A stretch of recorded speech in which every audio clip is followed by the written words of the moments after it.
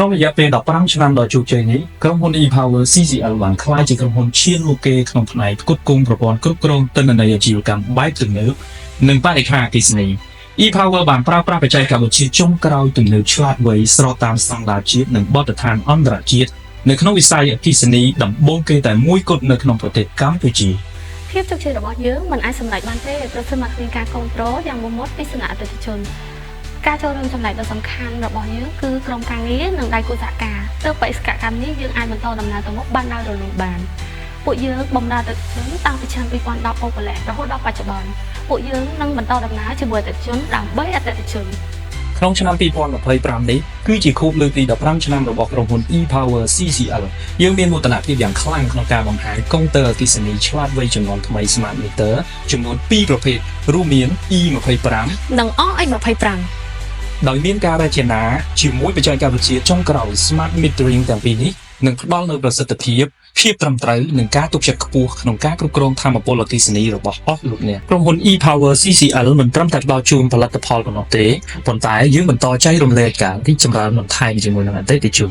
យើងខ្ញុំសូមថ្លែងអំណរគុណសម្រាប់ការជឿទុកចិត្តក្នុងរយៈពេល15ឆ្នាំសូមគោរពជូនពរអាដាមលោកជំទាវអស់លោកស្រីអតិថិជនទាំងអស់ឲ្យមានសុខភាពល្អបរិបូរណ៍និងជោគជ័យគ្រប់ភារកិច្ចតោះយើងមកចាប់ផ្ដើមប្រើប្រាស់កុងទ័រអគ្គិសនីឆ្លាតវៃ E25 និង RX25 ទាំងអស់គ្នា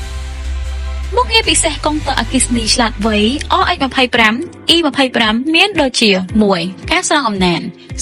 ពីចម្ងាយបានតាមរយៈឧបករណ៍ស្រង់ដែលមានស្រាប់ដែលមិនចាំបាច់ដាក់ឲ្យចំមុខកុងទ័រអាចមានជម្រើសបន្ថែមដែលអាចឲ្យយើងផ្ដាច់និងភ្ជាប់ចរន្តអគ្គិសនីតាមរយៈឧបករណ៍ស្រង់បាន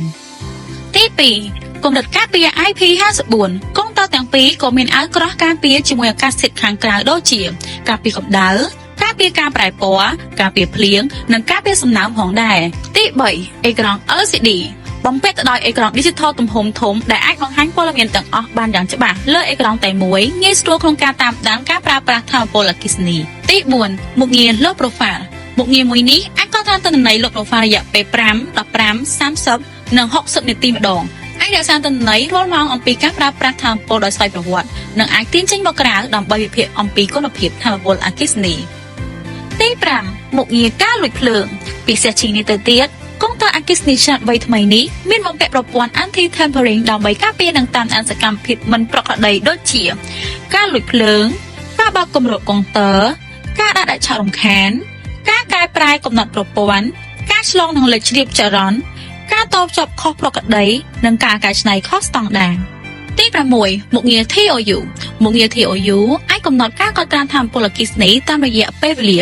ថាមពលចូលថាមពលចេញថាមពល active និង reactive របស់អ្នកប្រើប្រាស់កាន់តែងាយស្រួលក្នុងការគ្រប់គ្រងថាមពលអគ្គិសនីរបស់ខ្លួន